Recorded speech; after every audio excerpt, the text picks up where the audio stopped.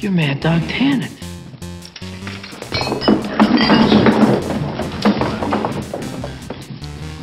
Mad Dog? Nobody calls me Mad Dog. Especially not some duded up, egg-sucking gutter trash. This video is brought to you by Fallen Dominion Studios. Check out their website at fallendominionstudios.com.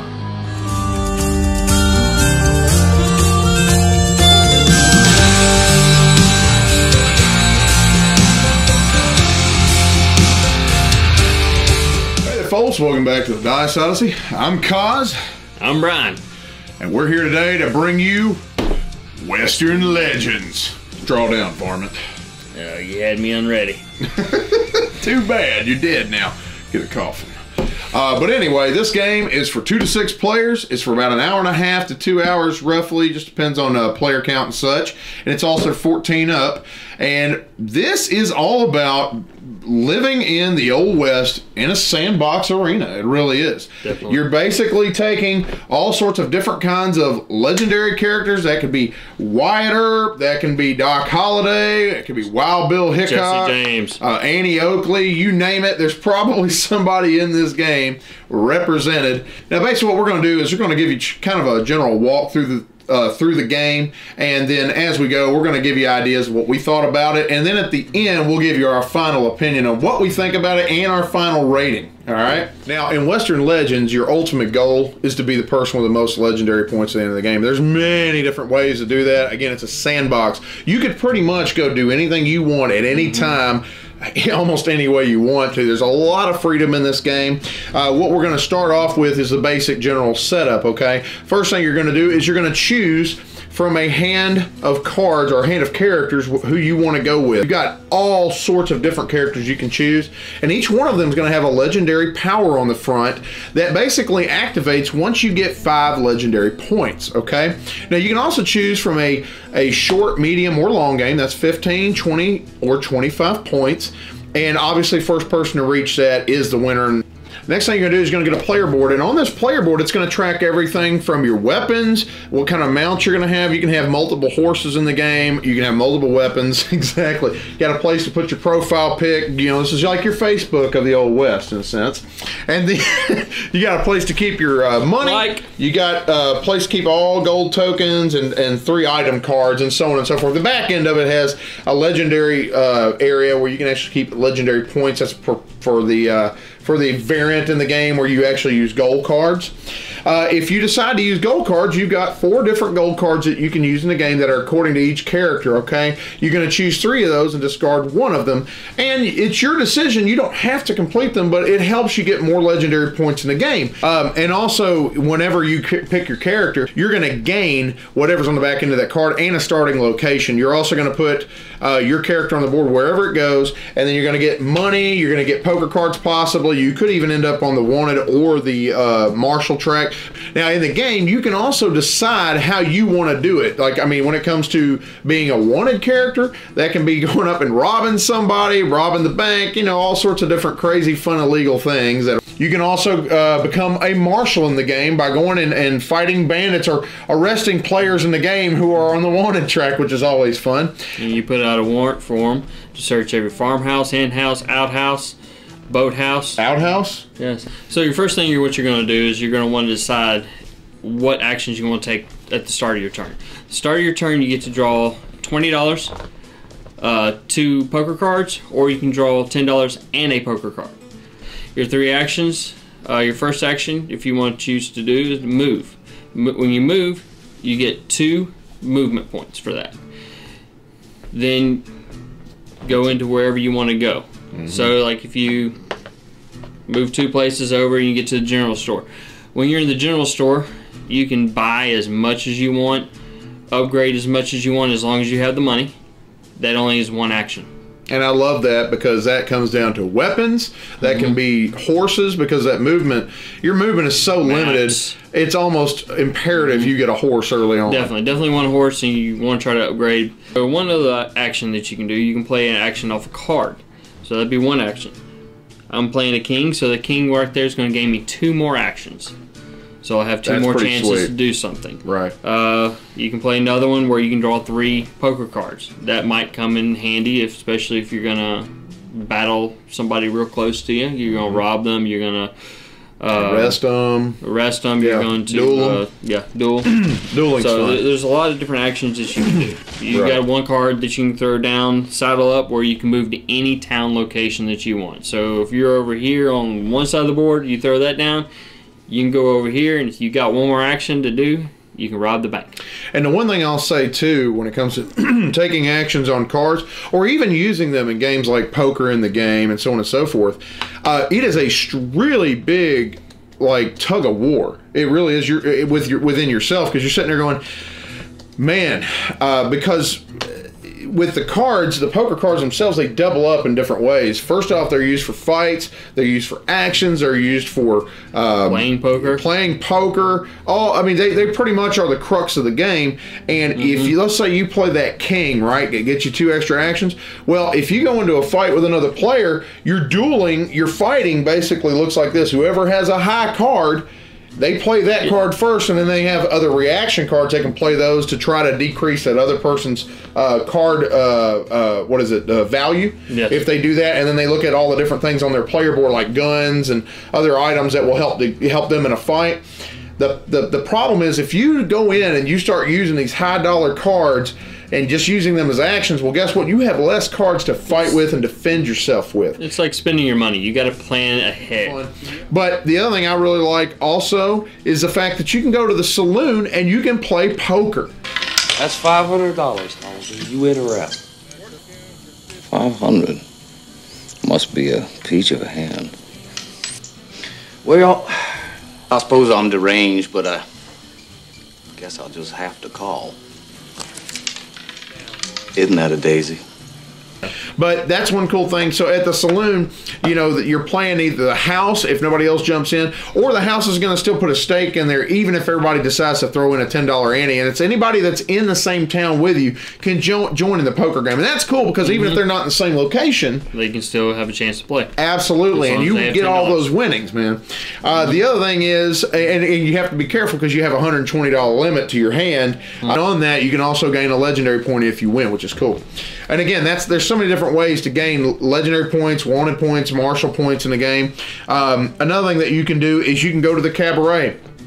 And we're just going to say, as the card says, you can revel at the cabaret. You spend $30 and you gain a legendary point. It's a very simple way if you're getting a ton of money in the game, which, by the way, the game does overload you with money sometimes. Yeah, it really does. I mean, I played one round. I draw poker cards only. And somehow I wound up being maxed out all the time. One thing you can do on your turn, you can go over here and you can do some mining. So you roll your die, you can get gold nuggets. You can get $2 X's, which would be nothing. You can get $10 with the dollar sign, or you can get the re-roll with $10. So you can get $10 and then you get a chance to re-roll that. So once you get done doing that, say you load up on gold nuggets, you got the max you can carry, or you just got 2 or 3 that you want to do something with. So if you got enough action points left in that same turn, you can come over and go to the bank. Now the bank, you can do several things, and this is what I love about the bank. One, I can deposit my gold. I get $20 per nugget, and I get 1 LP legendary point per nugget I turn in. So that's a real quick way to get up there to like 5 stars. Once you get the 5 legendary points, you activate your player board. Your player ability, player ability, I'm sorry. And that's awesome. And then, so once you do that, this is my favorite part. You can turn around and rob the bank. It's so funny too. So when you do that, you gain $80 right off the bat, right there. Yep. If you're successful, you gain $80, and then you go up 3 points on the wanted track. And that's a quick way to gain a ton of points in the game if you can stay there long enough before somebody arrests you.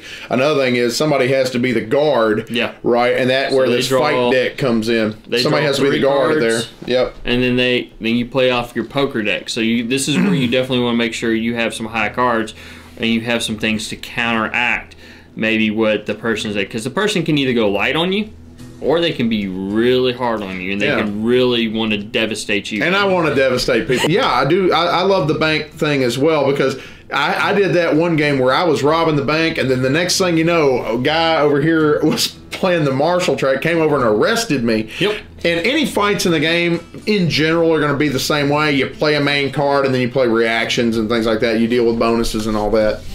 And so that is awesome. I love the fact that it feels like a self-contained 2 little towns here, and then the outskirts where you go mining and things like that. Love that. Another thing that you can do, especially if you're trying to go on the martial track, you can go over and fight bandits. And again, the fighting's very similar to what we talked about before. You take that bandit out, you can gain a martial point, or I think a legendary point, correct? You can gain either or. Either or, yeah. You can also wrangle or rustle cattle. If you want to go on a martial track, you'll take a cattle token, you'll take it down to the train station, get it shipped off, and you'll get the reward that's on the back of that token, and at the same time, you also gain 1 point on the martial track. Or you can become on the wanted track, you can take this little blue one over here and go over and deposit the green. You can rustle up some cattle. Yeah, and you discard it, and it's basically like, yeah, I stole this, and I'm selling it. Yeah. And so, yeah, you do it illegally. And again, that's the fun part of the game, is you get to choose however you want to play. Now, once you're on the martial track, you can easily go to the wanted by doing something illegal. I mean, look at Wyatt Earp. Yeah. He was kind of on both sides of the law at one point in his life. But then, if you're on the wanted track, you cannot then just do something to jump onto the martial. You have to basically repent of your sins. No, you got to get arrested. Yeah, you got to get arrested to lose all those. And that's when the sheriff comes into play. Yes. Or marshals themselves arrest you, and that comes into that. Also, another aspect of the game that's really fun is the story cards. Now, this, in general, has a lot of cool flavor text on it. You basically put, if you do something, say, for example, you spend $80 or more in a town with a single action. Well, multiple people can get on this according to player count. They put their story discs on there, and whenever that card fires, according to that, you flip it over and you can gain benefits. For example, you can gain players that contributed to this upgrade 1 mount or weapon at no cost. I mean, that's just one of them, right? You get, most of the time, you get the player who triggers this gets to move the sheriff. And that's where the sheriff who's normally sitting in his office here can move up to 3 spaces. And you can do that through story cards or even poker cards, but specifically on the story cards, that's a lot of fun. Another thing you can do on your turns, you can go over here to the doctor's office. Once you're at the doctor's office, you pay $10, you're going to lose all your wounds. What your wounds are, they decrease your hand limit. So say you've taken... Normally it's 5. Yeah, so you get 5. You got a hand limit of 5. So at the end of your turn, you discard to 5. But say you've taken a wound during your turn. Your next one down is 4. So you have to discard down to 4. So what the doctor's office is going to do to you, that's going to allow you to go back up to 5. Now, what I love, unless you're Doc Holliday, then it doesn't matter if your ability kicks in, because you know he's Mr. Tuberculosis, fast on the draw though, and so he was one of my favorite characters in the game just because it's like a passive ability, nothing really affects you, and that's in general how the game plays. Again, we didn't cover every single little tiny bitty baby rule in the game, but we wanted to give you the spirit of how the game plays. Because that's the bottom line. Go pros first. Pros. My pros. Not many. No, I'm kidding. I'm kidding. My pros is, I mean, you can do whatever you want. This just brings it home. I mean, I love westerns. I'm a John Wayne, Clint Eastwood guy. These newer westerns, forget them all. Whoa. John Wayne. Now, Clint Eastwood, I am not in that same boat. I am not in this. I love what you're saying. That's all right. But I'm not in the same boat with the new ones. He's never seen Tombstone. I'm not. He's never seen Tombstone. I had to show him. I had to show him clips of it because he didn't understand some of the stuff we were saying in the game when I was like Doc Holliday. But I'm your Huckleberry. What does Huckleberry mean? What are you talking about, man? You've never seen Tombstone? Man with no name. I mean, all those spaghetti westerns. I ought to shoot you right Clint now. Clint Eastwood movie. Well, matter of fact. John Wayne. Those are westerns. Wretched slugs. Don't any of you have the guts to play for blood? I'm your Huckleberry. That's just my game. It's just, I really don't think there's a lot of cons. Yeah. In my opinion, for this game. I mean, except for the first time playing, be easy on the new guys playing. Pull those gold cards out and go with those to start with. So that first time player has something to work towards, because you will get overwhelmed when you first pull this game out and play it, and you don't know what to do.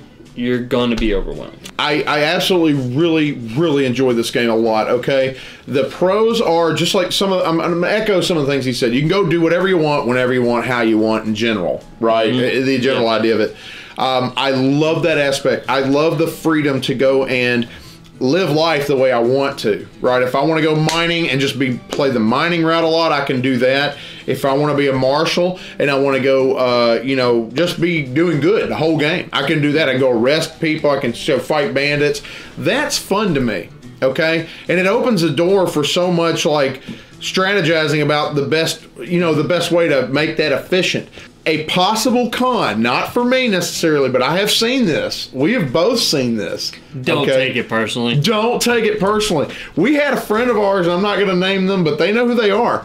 We had a friend of ours really lose their cool and throw poker cards across the table just like that, because they were trash talking people for part of the game too. I mean, they were. This wasn't just them going after somebody, jokingly going after somebody, and trying to convince everybody else at the table to go after them. Yeah. But I mean, this is a take that game. It can be. It depends on how you play, but really the game encourages that. Even if you don't try to go that route, it is a take that game. The West was a take that Yes, game. it was. I mean, it was brutal and vicious at times. It was like a land with no walls. Law Dog, you don't step aside, we'll tear you apart. You die first, get it? Your friends might get me in a rush, but not before I make your head into a canoe. You understand me? Like I said, that wasn't every game. That was that one time. But like I say, we have seen that happen. So if you're somebody who doesn't like somebody getting in your grill, getting in your business a lot, you may or may not like this game. It's just going to depend. It has more interaction in the game than you think at first. Because at first when you play it, the thing I loved about it was the fact that I get to choose the way I want to play. But again, the minute you start getting ahead on that point counter, you watch out. Somebody's coming after you. You got a target painted. You do. A massive one. There's no relaxing period in this game. Not really. It's not your turn. It doesn't matter if it's not your turn or not. You still need to be aware of what everybody else is doing, because if you don't pay attention to what John's doing over here, James is going to sneak up behind him, and then you're going to be at the end of the track. Yeah. And you're not going to be winning. So I was ahead in the game. Yeah. Kaz points out, hey guys, go get him. Go get him. We need to go after him. Go get him. Take him down. That's right. That's exactly what happened. I got taken down. That's right. But I still won. Yeah, well, it doesn't matter, man. But that's the thing. If you do not go after somebody who's starting to get a decent lead early on, they're probably going to win. Now, I have seen somebody come from behind and still win. We've played at 3, 4, and 5. I personally would never. I'd be very hard pressed to play this a 6 unless everybody knows exactly what they're doing. That would be a very long game, and you probably, if you were on the wanted track, you'd probably get arrested pretty quickly. Yes, because everybody'd be gunning for you. At 4 and 3, there's not as much interaction, but it's still a fun game, right? 4 is a sweet spot. 3 and 4 for me is like the sweet spot. 4 is a good spot. I really enjoyed it. 4. 5's just a little too long, too much downtime.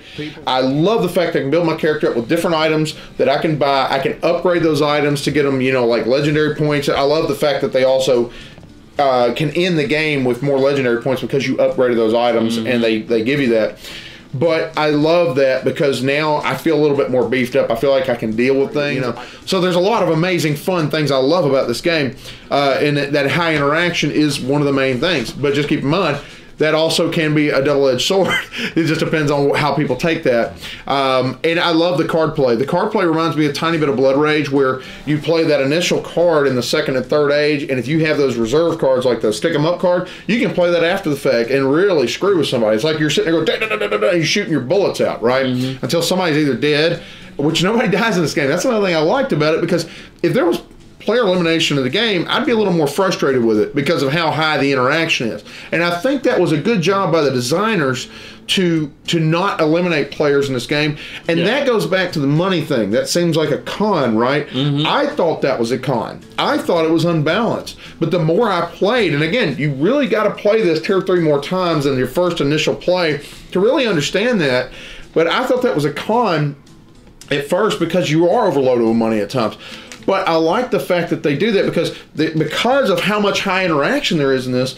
You want to be you want to not just be wiped out when you get arrested, because the fact is, if somebody sees you got not a lot of cards, they're probably going to gun for you. Okay, there were games I saw people where they were just building up cards, and they would just take certain actions to build themselves up on cards just to come get you.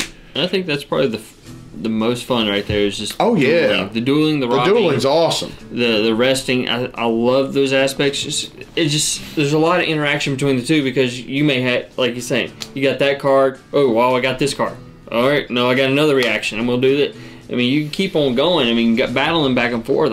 It becomes fun because you're just trying to see who's got the best hand. Yeah, and it's really just a whole game of poker. And also, I'll say this when you're playing the short game, I kind of tend to prefer the medium to long, quite frankly, because it can tend to be that the wanted player gets a ton of points ahead of time, and unless somebody decides to marshal up and go after them, they can get a point each turn, or 2 or 3, depending on how quickly they jumped up. And in a short game, they might have a clear advantage doing that early on, right? Just being that way and staying out of people's sights. Okay, so final rating, what would you say you're sitting at on this? From 1 to 10, 10 being the best. I know you never give a 10, but I'm just saying. I'll go 9.5 on this one. Dang, golly, really? I really enjoyed. I did not know you were like that ridiculously. I really enjoyed the theme. I really enjoyed the player interaction. And like I said, there's one con to it, and it's not really that much of a con. It's a balancing thing. It's a balancing thing. It's a balancing thing. And the other is just, it's a game. Get over it. Move on with your life. So, I mean, there's not any cons. All in all, this game was the game I was most hyped about this year, right? When I first heard about it, it was my #1 most hyped game. Does it live up to that hype? I would say in many respects, yes. Absolutely. It blew right through it, okay? 8.5, and with expansions, it's a 9. And again, I'm going to release another video showing you everything that comes in the expansion. But anyway, love this game. Go check it out. Western Legends by Colossal Games. Colossal did a colossal job. Definitely. With this game. Awesome. We are very punny, and it's hilarious. Anyway, thank you so much. By the way, have you checked this game out yet? Have you had a chance to play it? What's your favorite Western game? There's several out there, but this is a first one I've seen that was just like a true sandbox, and so I love that concept. I love that concept because I can go in there, be who I want, do anything I want, go on any track that I want to. Yeah, overall, just a solid game. One of the best games of the year I've played so far. Other than that, what's your favorite Western? I want to know. Yeah. And also, how stupid is he for not watching Tombstone? Old school. That's how I feel about it. Anyway, thanks so much. You have a blessed day. And draw. And game away. Jack.